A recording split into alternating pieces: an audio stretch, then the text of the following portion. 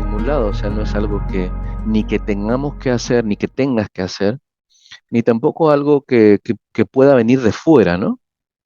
En realidad esto es algo que está ya dentro de cada uno de nosotros y que podemos convocar, ¿no? De una manera formal, como con esta práctica concreta, pero también tú lo puedes hacer fuera, ¿no? Volver a hacerte presente en la vida cotidiana, en esos momentos estás cultivando la parte más importante de la práctica de mindfulness, que es el vivir con conciencia plena, ¿no? La práctica de mindfulness no va de sentarse, o sea, al sentarnos a practicar o hacer movimientos conscientes, etcétera, es un medio, ¿no? Es un medio. Pero el fin es poder despertar a una nueva manera de estar. Y de esto vamos a tratar, y de esto trata el seminario de hoy, de los orígenes del mindfulness, de los orígenes, digamos, filosóficos, pero también de los orígenes de mindfulness en tanto práctica basada en evidencias, ¿no? Dentro de los programas de trabajo. Cuando nosotros indagamos sobre lo que significa la palabra mindfulness, eh, la palabra mindfulness es una palabra en inglés que en realidad es la traducción de la palabra eh, sati. Sati, en el idioma original de las enseñanzas budistas, seguramente ya sabes que el mindfulness es una práctica que si bien está presente en muchas tradiciones a lo largo del mundo, es en el budismo donde ha alcanzado su práctica más completa, diríamos, y más explícitamente hecha y estudiada, ¿no? Entonces, sati, la palabra sati, puede traducirse como darse cuenta, atención, recordar, ¿no? Y aparece esta palabra sati por primera vez en un texto que se llama Satipatthana Sutra, o el Sutra de la atención plena, ¿no? Es decir, una palabra también que significa la enseñanza sobre la atención plena.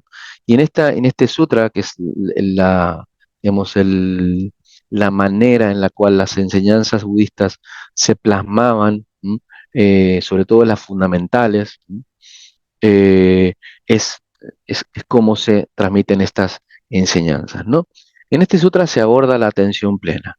Muchísimos años antes de que la palabra mindfulness fuera famosa en Occidente, ¿no? Tal y como la conocemos aquí. Si hubiéramos hecho digamos, una reunión sobre el mindfulness hace 100 años, nadie hubiera ido porque nadie conocía lo que era mindfulness hace 100 años, ¿no? A excepción de algunos o algunas eruditas o eruditos sobre Oriente, ¿no? Pero hoy sabemos, claro, que en realidad esta práctica tiene muchísimos años de desarrollo dentro de eh, la, del mundo budista, ¿no? ¿Y a qué se refiere entonces sati, dicho esto? Sati significa puntualmente, o la palabra que significó desde su origen, sati o conciencia plena, es estar atento, prestar atención. Ah, es importante que como occidental tú entiendas que no se refiere a la atención que a lo mejor te decían en la escuela primaria que prestaras, ¿no? Es como, presta atención a esto que digo yo. Eh, en realidad, estamos hablando de una atención que, que es la atención plena, un tipo de atención muy diferente a la que sostenemos los seres humanos día a día, ¿no? Es una atención plena en el sentido de que está abierta.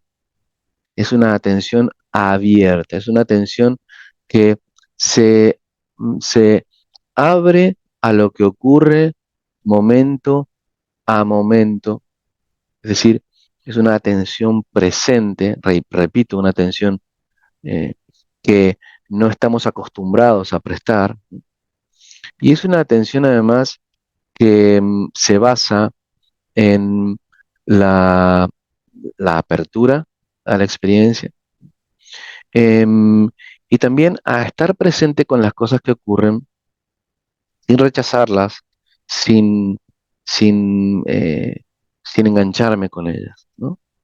Te ha pasado a lo mejor alguna vez que vas en coche, ¿no? Y en teoría vas atento o atenta. En realidad puede ser que te pases del lugar a donde ibas. Entonces, en realidad, claro que hay una atención allí, pero no es una atención completa, ¿no? Es una atención mínima, como la que tiene, por ejemplo, el piloto automático de un avión para continuar con lo mínimo indispensable, ¿no? Que a lo mejor es no chocar, si tienes suerte, ¿no? Pero cuando hablamos de atención plena nos referimos a una atención que se amplía y que intencionalmente, atención, hay una intencionalidad, es decir, hay un querer estar presente que no suele estar presente en la vida cotidiana, ¿no? Porque muchas veces en la vida no decimos, voy a estar presente, no me dispongo a estar presente. Como ves, esta atención plena es una atención intencional, es decir, algo que uno debe, si quiere, eh, digamos, poner en práctica a partir de la voluntad de estar presente. Quiero estar presente, voy a mantenerme presente. Entonces, estos son dos de los componentes clásicos, ¿no? De los que se han mencionado muchísimas veces, em, em, de lo que significa mindfulness, ¿no? Es atención presente y abierta, sin juicio, sin, sin catalogar la experiencia. Esto es bueno, esto es malo, esto es mejor, ¿no? O sea, no es estar presente como quien juzga, ¿no? Digamos, un desfile eh, de trajes o de vestimentas, o quien va recorriendo una exposición de coches y está viendo cuál es mejor, ¿no? O de quién viene una competencia, ¿no? Es una atención sin juicio, es una atención que deja de lado el enjuiciar para permanecer con lo que ocurre, ¿no? Tal y como es, observando el proceso, ¿no? Pero hay algo más, y es que la atención plena mm, también la puede tener, ¿no? Y esto es lo que a veces se llama en mindfulness el dilema del francotirador, ¿no? También la puede tener un francotirador que está en arriba, ¿no? De una azotea y está totalmente atento a lo que está ocurriendo, plenamente presente, ¿no? Sin juicio, etcétera. ¿Y, y por qué es un dilema? Porque si bien esta persona está plenamente presente, es evidente que no estamos refiriéndonos a conciencia plena cuando hablamos de esto, ¿no es cierto? Hay un componente que le falta al francotirador y es la intención. Es decir, es esta apertura amable a la experiencia. Es este deseo de estar con lo que ocurre abiertamente, con amabilidad.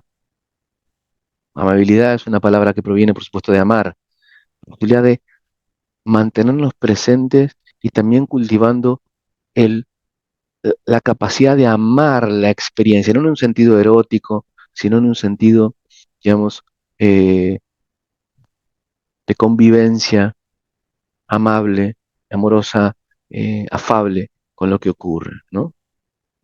Y es muy importante este elemento de mindfulness, ¿no? Entonces, mindfulness es la posibilidad de estar presente sin juicios, abiertos a la experiencia y con amabilidad, con amabilidad. Cuando empezamos a practicar mindfulness, vamos encontrándonos poco a poco con estos aspectos, ¿no? Y entonces, eh, esto es una práctica que estuvo en el centro de la práctica del budismo desde el inicio del mismo y que se consideró una puerta importantísima, de hecho, una de las más importantes, para el desarrollo de la sabiduría o de la virtud. Vamos a hablar de estos orígenes hoy.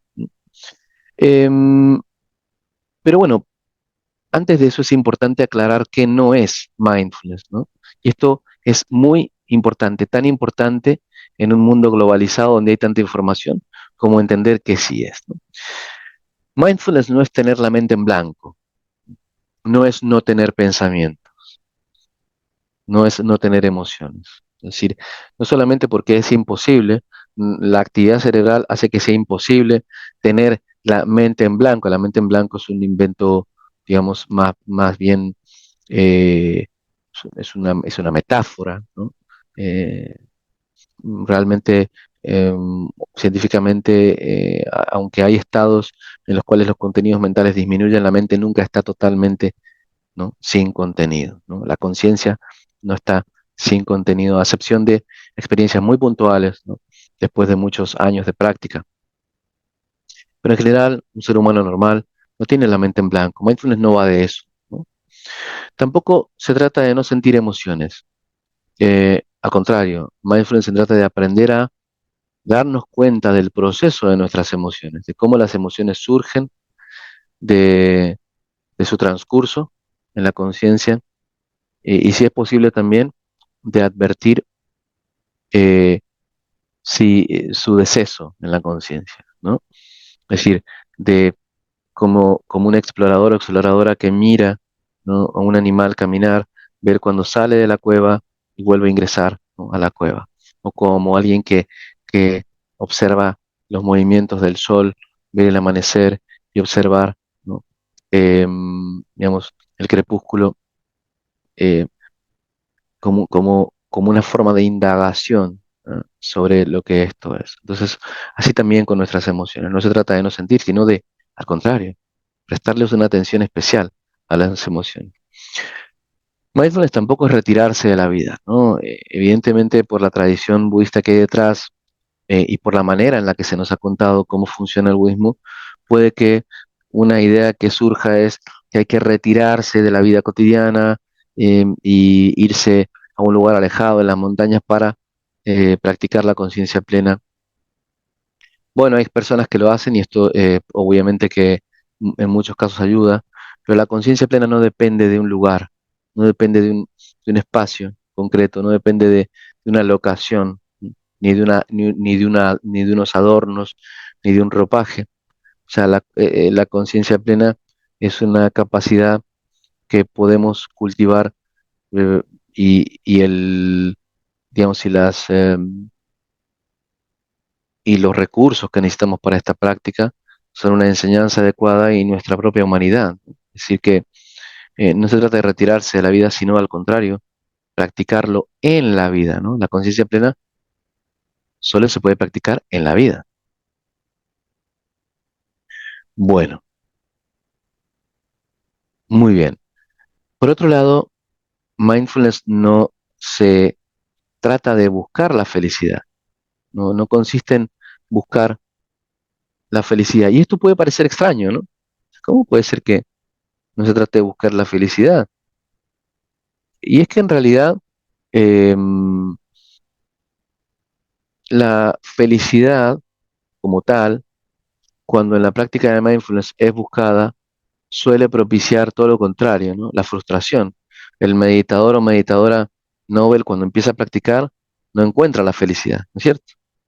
Puede que a veces se encuentre un momento de, digamos, de presencia, de quietud, de relajación, cosas que se pueden sentir de manera agradable, pero en realidad la práctica al inicio nos confronta con el movimiento mental, ¿no? Con los pensamientos que aparecen, vienen, van, con la manera en la que somos movidos, ¿no? Muchas veces por los fenómenos internos. Y buscar la felicidad en esos contextos lo que produce es, muchísimo más sufrimiento, ¿no? Quiero estar feliz, yo tengo que estar contento ahora. Eso lo que produce es generalmente más confusión, ¿no? A veces en el mundo del mindfulness hablamos de la metáfora del estanque y decimos, es como cuando meditar se parece mucho a mirar un estanque, ¿no? Eh, y si nosotros queremos aquietar el estanque con nuestras manos y meterle las manos así, acomodar toda la arena por debajo, el estanque se llena, ¿no?, de más suciedad y de más arena y no vemos nada. Entonces, la práctica más que una búsqueda de la felicidad consiste en la presencia ante lo que sea que ocurra, ¿no? La posibilidad de estar, con el estado mental o anímico que sea que esté presente en esos momentos, ¿no? Y no es escapar del dolor, ¿no? La práctica no es una forma de no sentir dolor. Em, si bien con el tiempo la práctica nos permite relacionarnos de una manera diferente con el dolor, se trata sobre todo de aprender a relacionarnos sabiamente con el dolor, ¿no? Em, y, y entonces eh, de entender cómo funciona el dolor, de entender la manera en la que el dolor se produce, de entender la manera en la que las vivencias desagradables emergen en la conciencia y el modo en que nuestra mente se engancha a ellas y muchas veces termina produciendo más problemas, ¿no?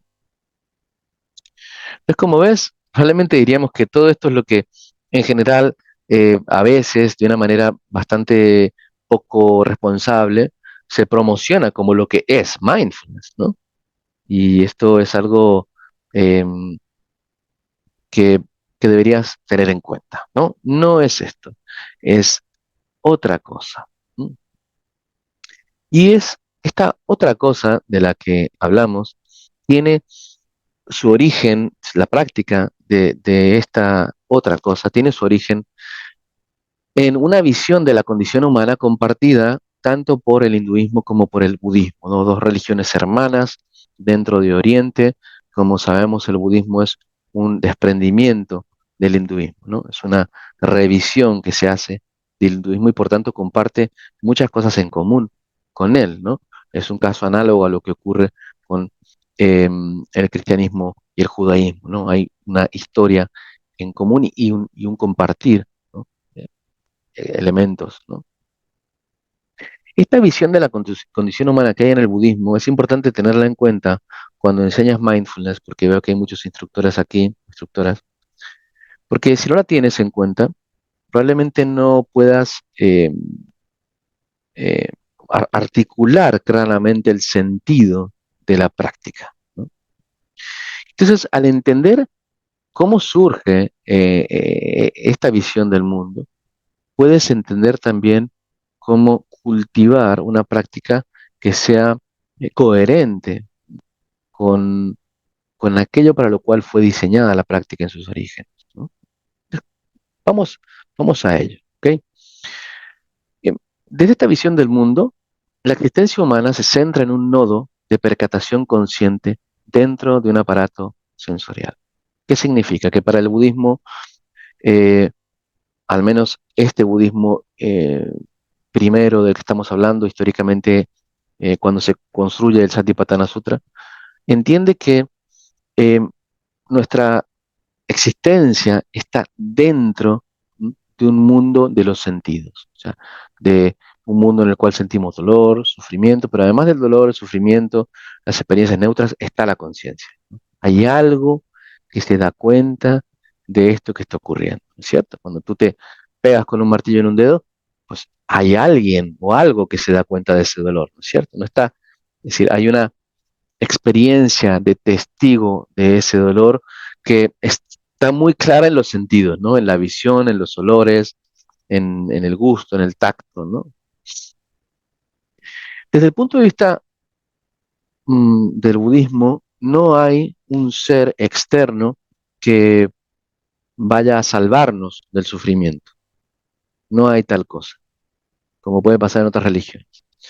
El budismo la, se trata sobre todo de cultivar un tipo de sabiduría que permite trascender ese sufrimiento, comprenderlo, ir más allá de él, ¿no? Y aquí es donde es muy importante entonces y donde surge la idea de práctica meditativa, ¿no? Hay dos grandes formas de trabajo histórico con estas circunstancias, ¿no? Una es el ascetismo o el yoga, entendido el yoga no como a lo mejor desde una idea actual, sino el yoga clásicamente entendido como el poder disciplinar el cuerpo, ¿no? Disciplinar la mente, ¿no?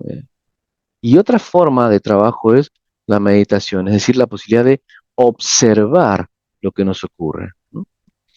Y entonces, en esta observación de lo que nos ocurre, es donde el budismo encuentra el camino para cultivar esta sabiduría. Es decir, Se puede modificar la mente si prestamos atención a la manera en la que nuestra mente y nuestro cuerpo también funciona. Es decir, lo primero es prestar atención. Este es lo más básico y el por qué y el para qué de la práctica meditativa y de su surgimiento, ¿no? La meditación surge en el budismo como una manera de eh, cultivar una observación del mundo y también de lo que ocurre dentro de nosotros mismos, de los fenómenos privados, los eventos privados, como diríamos ahora, en la psicología conductual, a lo mejor en un tipo de psicología conductual. Y entonces, este, esta observación, ¿m? Esta presencia, nos permite notar y entender cómo funcionamos, ¿no? Em, y esto es muy importante porque nuestra mente funciona, digamos, aquí aparece un primer concepto muy vinculado al mindfulness por defecto. Es el funcionamiento por defecto o el modo por defecto, o también llamado a veces el modo eh, piloto automático. Es esta manera, digamos, inconsciente, totalmente automática en la que nuestra mente tiende a relacionarse con el mundo y con las cosas, sin prestar atención, dando por hecho todo, identificándose con todos los fenómenos, ¿no? Construyendo realidades sin observar el proceso de construcción, ¿no? Esto es algo que según el budismo ocurre a todos, o sea, no es algo que le pasa solo a las personas de esa época, también a nosotros nos ocurre, ¿no? Por esto, si se puede cultivar una conciencia y sabiduría de la experiencia tal y como es, podremos tal vez entender que las experiencias son cambiantes. O sea, por más duro y difícil que sea una emoción actual, va a pasar. Esa emoción va a pasar, e incluso si la emoción es tremendamente gozosa, va a pasar. Entonces, cuando nos detenemos a observar más con mayor fineza, con mayor cercanía nuestras experiencias mentales, ojo, a lo que no sabemos en muchos casos hacer, porque en nuestra escuela occidental, en nuestro mundo occidental, lamentablemente hasta hace unos 20 años no había un espacio para eso, al menos no había un espacio explícitamente para hacer eso desde este lugar. Cuando hacemos esto, nos percatamos de que muchos de los pensamientos que más nos han torturado ya no están y que las emociones más difíciles que más nos atemorizaban han pasado. O sea, comenzamos a ver que lo que entendemos como constructos permanentes y eternos, en realidad son experiencias cambiantes, que van y vienen, ¿no? Esto equivale a alguien que ve el mar en una foto, ¿no? Y cree que el mar es eso que ve ahí. Que de repente poco a poco empieza a relacionarse con el mar en vivo y entiende que en realidad la foto que vio es una eternización de algo que es constantemente cambiante.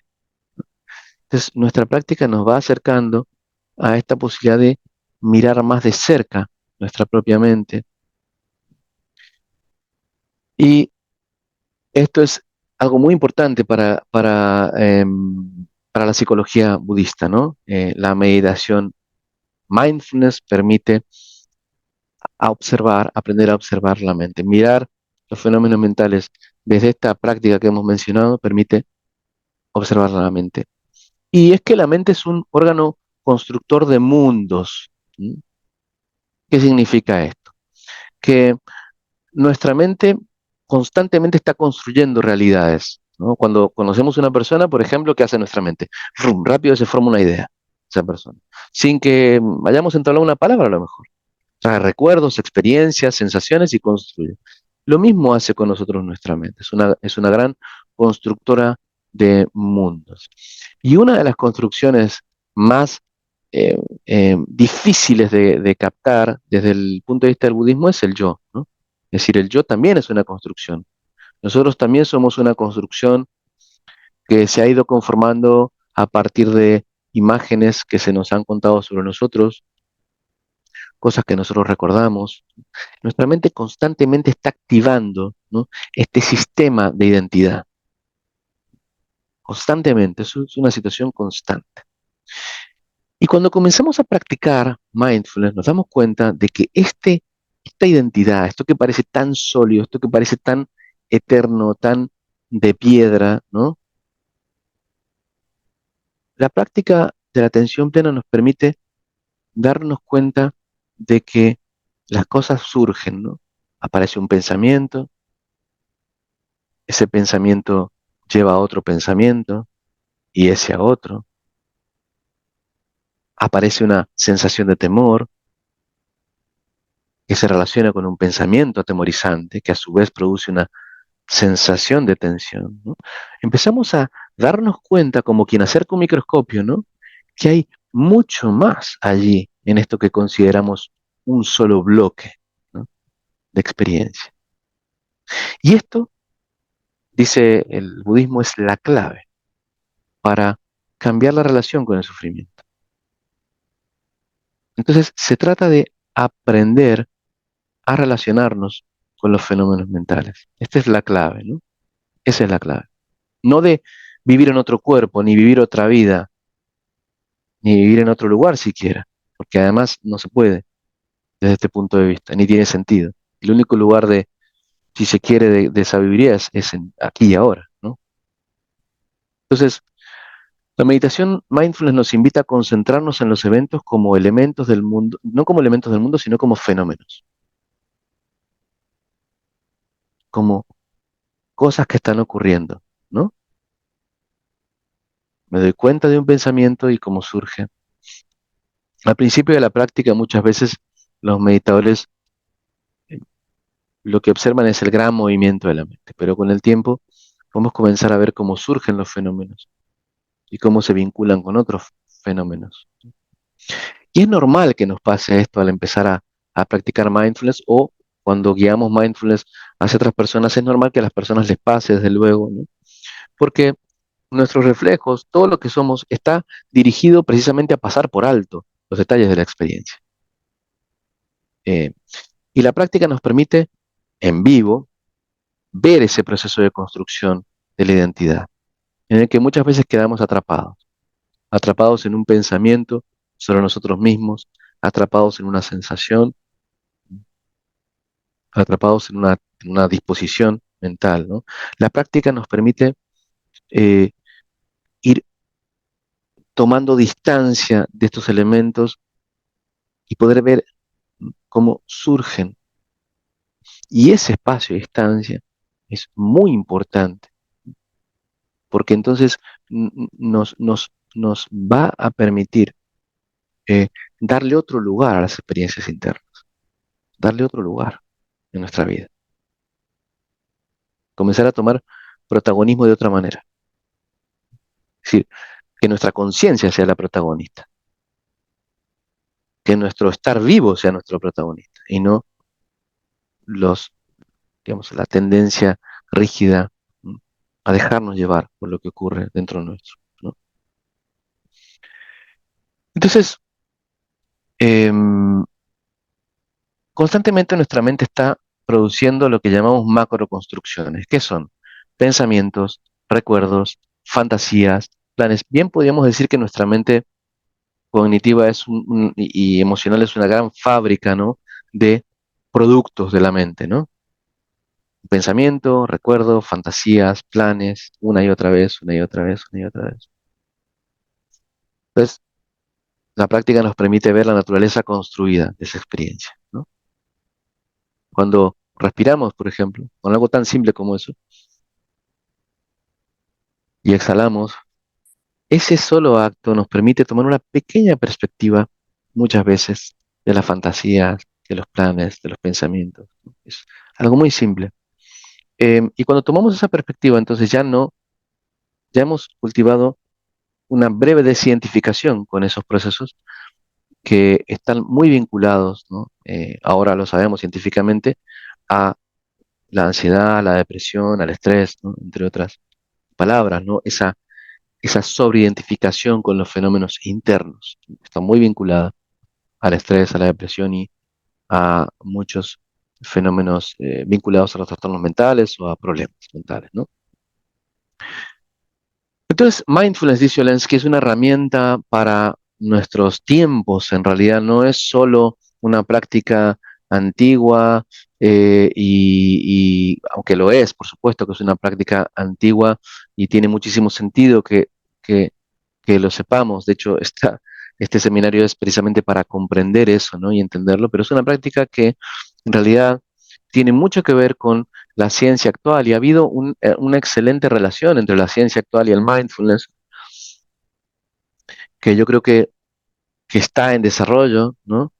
También, y que requiere también de muchísima, eh, como de ir perfilando una relación cada vez mejor y cada vez más ética entre la ciencia y la práctica de mindfulness. Y este seminario pretende también un brevísimo, pequeñísimo y simplísimo aporte a quien lo quiera ver para poder realizar esa relación entre la ciencia y el mindfulness y no perdernos de vista, no tener una visión excesivamente cientificista ni tampoco, digamos, anti-científica del mindfulness, ¿no? Y poder ver de qué manera encontrar una relación adecuada, si es que se puede, ¿no? Y siempre entendiendo que esto es un caminar, ¿m? Que no sabemos todo, no lo sabemos todo, ¿no? A quien le gusta posicionarse siempre como desde la posesión total del saber, algo que eh, desde luego no es muy recomendable, ¿no? Y tampoco para un profesor o profesora de mindfulness. Lo cierto es que, bueno, Olensky dice que el mindfulness, la práctica de mindfulness, mm, esta posibilidad de permanecer presente, abiertos y sin juicio ante a los fenómenos mentales y a lo que ocurre alrededor nuestro, permite el cultivo del insight. El insight es una palabra anglosajona que puede denominarse invisión o visión interior, ¿no? O visión sobre lo que ocurre a uno o a una, ¿no? Pero no es el insight intelectual, dice Zelensky, no es como el entender la relación mía con mis padres, con mi madre, no es este insight, sino es una visión aquí y ahora, directa de la experiencia, ¿no?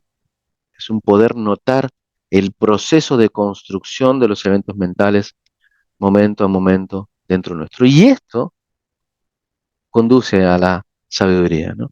Que una vez más no es una sabiduría como acumulación de conocimiento, no es un yo sé más, sino es yo, en todo caso, yo eh, sé y conozco de una manera más precisa la experiencia. Y entonces esta es la sabiduría de la que se habla, ¿no? Dice Carl Jung, quien mira afuera duerme, quien mira adentro despierta, ¿no? Esto es un poco la idea. Es decir, no es una sabiduría como la posesión total del saber, ¿no? Porque a veces como profesores o profesoras de mindfulness puede que creamos que debemos saberlo todo, ¿no? Eh, y esto, o a veces, muchas veces las personas pueden llegar a creer que así funciona y no se trata de eso. Se trata sobre todo de una relación con la práctica y con la ética, ¿no? Fundamental. Así que em, cuando se entrena la práctica de mindfulness, no hay una serie de entrenamientos en donde la conciencia plena se dirige a diferentes espacios, ¿no? Uno de ellos es el mindfulness del cuerpo, ¿no? Las sensaciones, el poder aprender a llevar una atención más plena, como se ha mencionado, al cuerpo, una atención que no solemos tener al cuerpo, ¿no? Y poder advertir, por ejemplo, aquellas emociones mínimas que pasamos por alto, ¿no? Como la sensación de la respiración en la nariz o las sensaciones en nuestras vísceras, entre otras. Eh, a partir de aquí, también el practicante puede advertir un mindfulness del sentir, que es relacionarnos con también las emociones, eh, poder advertir las emociones que en principio son agradables, desagradables o neutras, ¿no? Eh, Tal como las sensaciones físicas también, ¿no? Y las emociones también. Y también cultivar un mindfulness de la mente, pudiendo advertir estados mentales eh, y, y mindfulness de los objetos mentales también.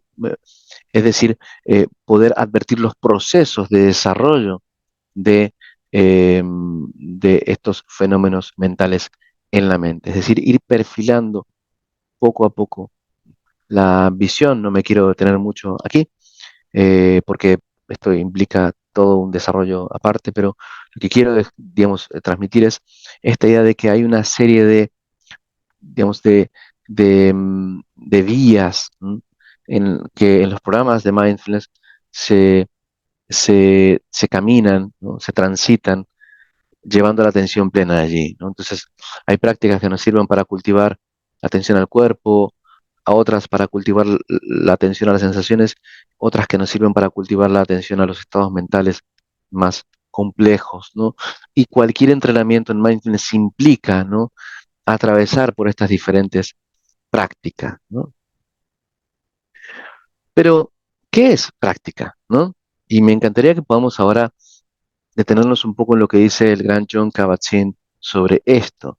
¿Qué significa práctica hoy, ahora, en este momento de la historia de Mindfulness? Una historia hermosa, apasionante, ¿no? En la que estamos, ¿no? Yo siempre cuento a mis alumnos que a mí me parece mentira a veces hablar de mindfulness de esta manera. Hace 20 años o 25 años, si cuando yo meditaba, si planteaba esto en la carrera de psicología, probablemente iba a tener un enorme rechazo, ¿no?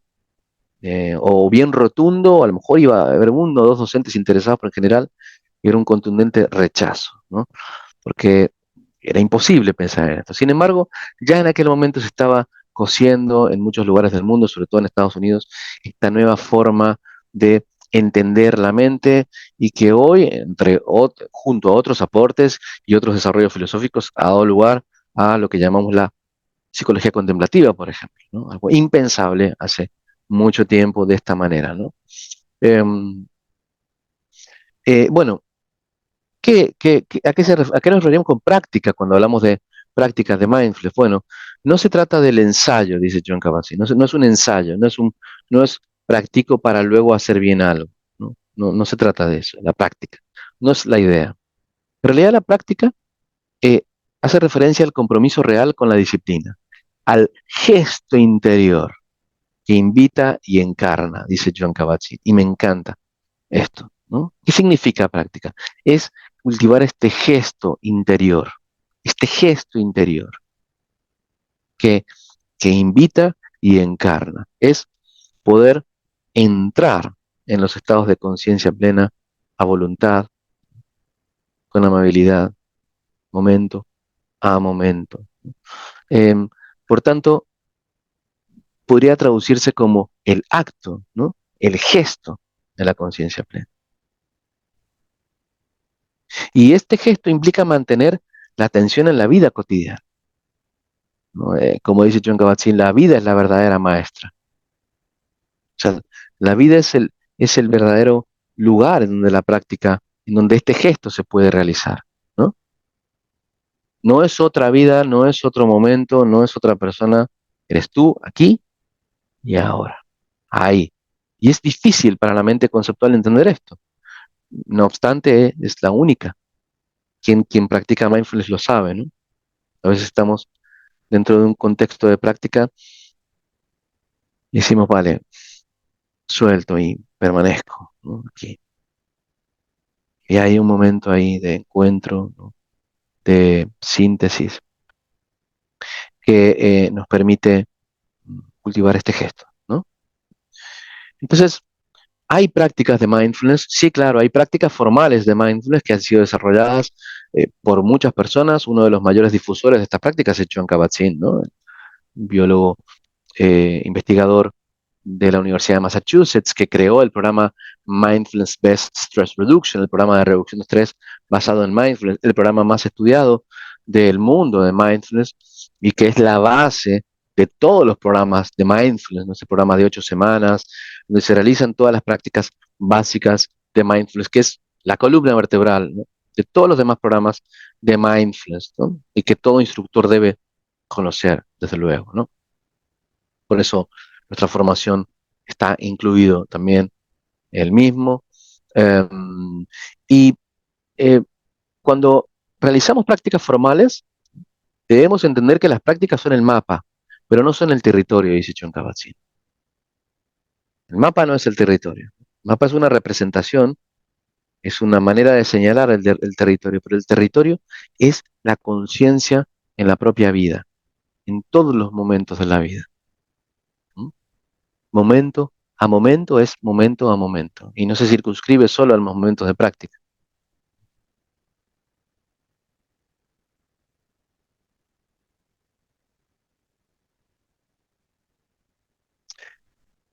Ahora, quisiera también, eh, habiendo hablado de los orígenes y habiendo hablado también de la actitud, digamos, occidental que comienza en la Universidad de Massachusetts hace unos años cuando se crea el programa MBSR, el programa de reducción de estrés basado en mindfulness o Mindfulness Based Stress Reduction.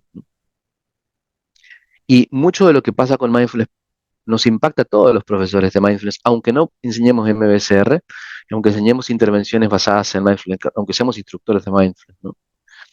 Es que cuando se crea el MBSR, el primer programa, se crea una manera de presentar y enseñar mindfulness en Occidente, que es la que seguimos, en general todos nosotros, ¿no?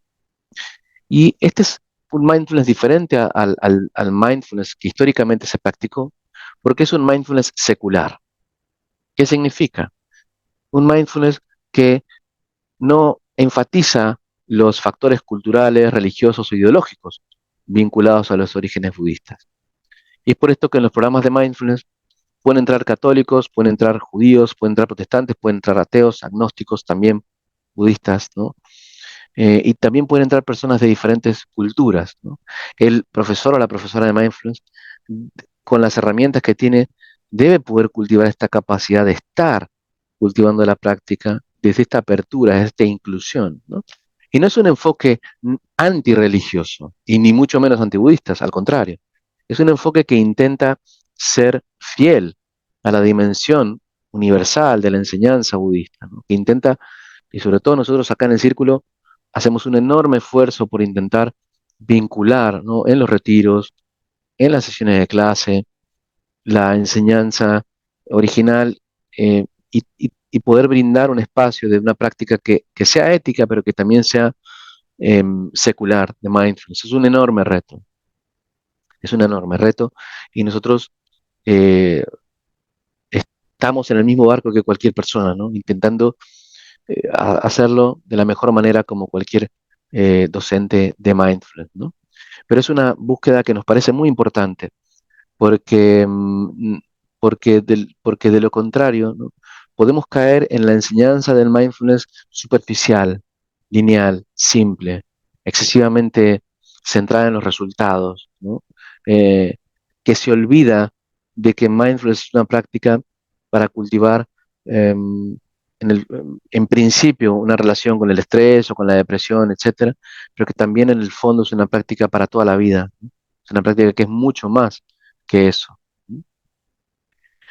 Y por esto es que, dice Joan Kabat-Zinn, hay algunos retos, ¿m?, que los profesores y profesoras de mindfulness deben tener en cuenta porque los van a encontrar, porque están asociados a la enseñanza de estas intervenciones. ¿Cuáles son estos retos? Bueno, el primero es que tú no puedes enseñar mindfulness tal y como hemos estado planteando el mindfulness hoy, ¿no?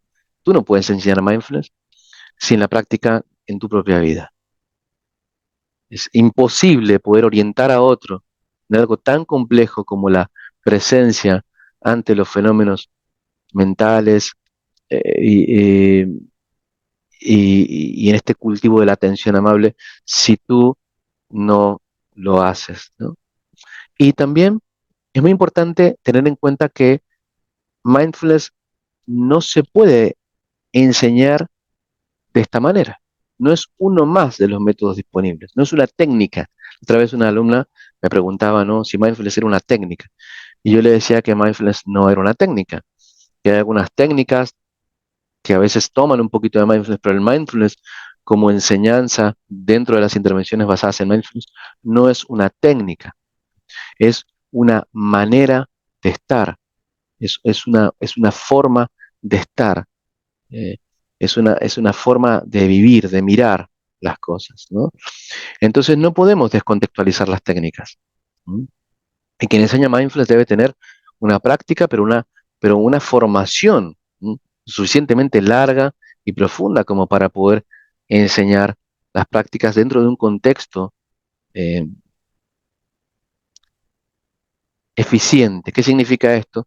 Un contexto que permita realmente que las personas a mediano y largo plazo puedan, eh, puedan encontrarse con la experiencia, ¿no? Poco a poco puedan llevarse recursos, ¿no?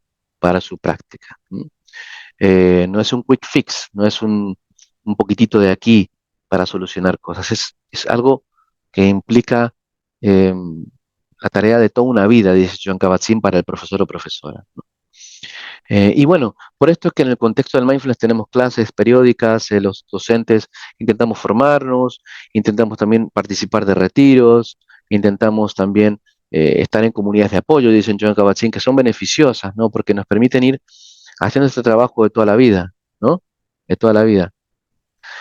Imagínate, en este caso, esto es análogo a lo que ocurre a un deportista o a una médica, ¿no?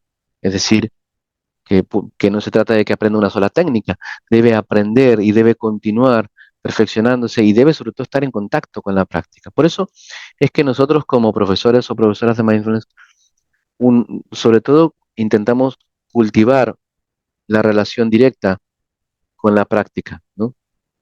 Y hay un principio básico que John Kabat-Zinn invita a tener en cuenta y que nosotros repetimos bastante en el círculo, y es nunca le pidas a un estudiante algo que tú mismo no has hecho ese mismo día. O sea, y esto nos ayuda a no convertirnos en, en predicadores falsos, ¿no? De algo que no hacemos. O nos ayuda a cultivar un espíritu, digamos, encarnado del mindfulness. Nos ayuda a estar en contacto con la práctica y también a cultivar la humildad, ¿no? Porque nos estamos enfrentando también nosotros a estos retos, a no convertir a mindfulness en una explicación linda, sino cultivar un mindfulness real, encarnado, ¿no?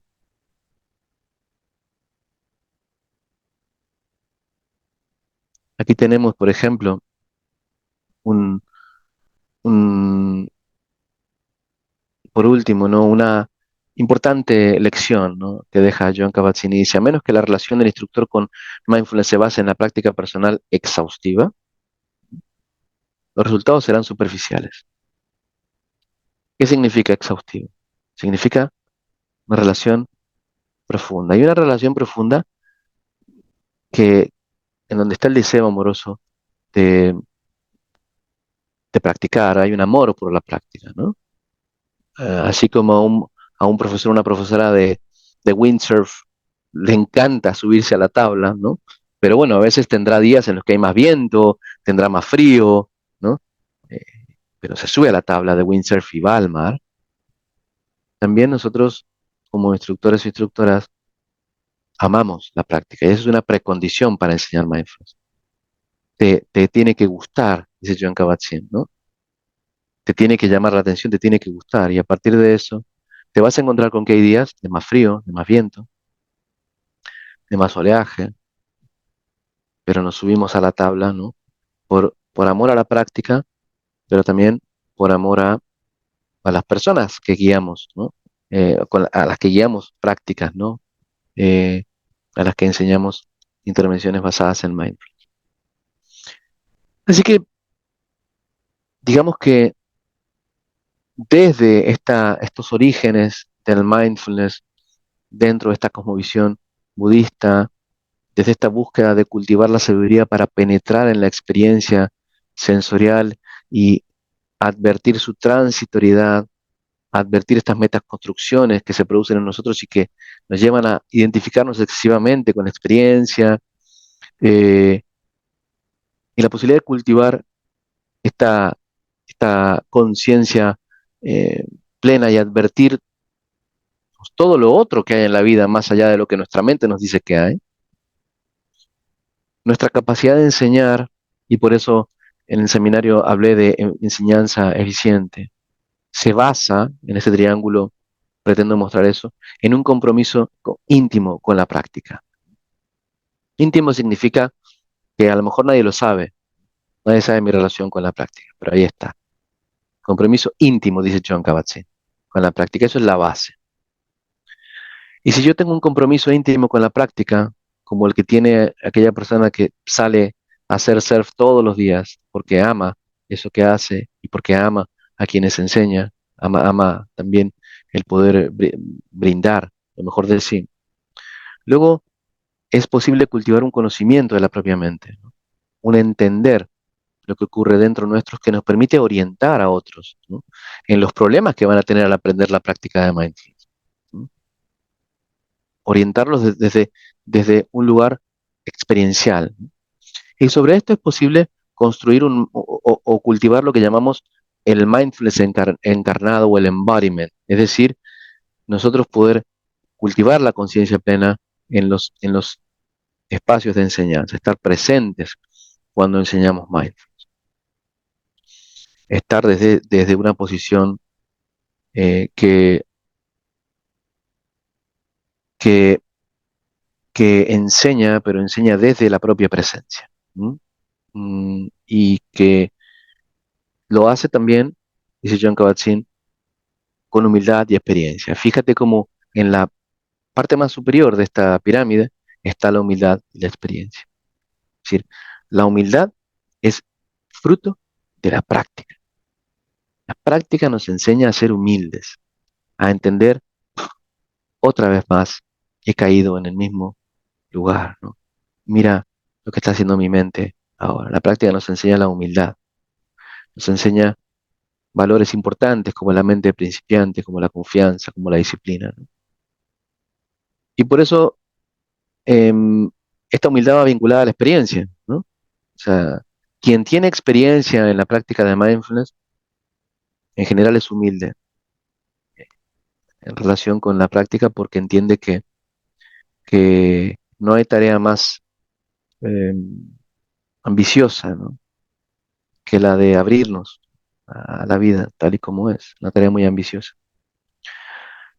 Esto es una búsqueda, y a partir de esta búsqueda entonces es posible, o es ético al menos, enseñar, compartir mindfulness, ¿no? Compartir es la palabra adecuada, porque sale de nosotros, de nuestra experiencia, pero no está en nosotros, está en todos, ¿no? Entonces, em,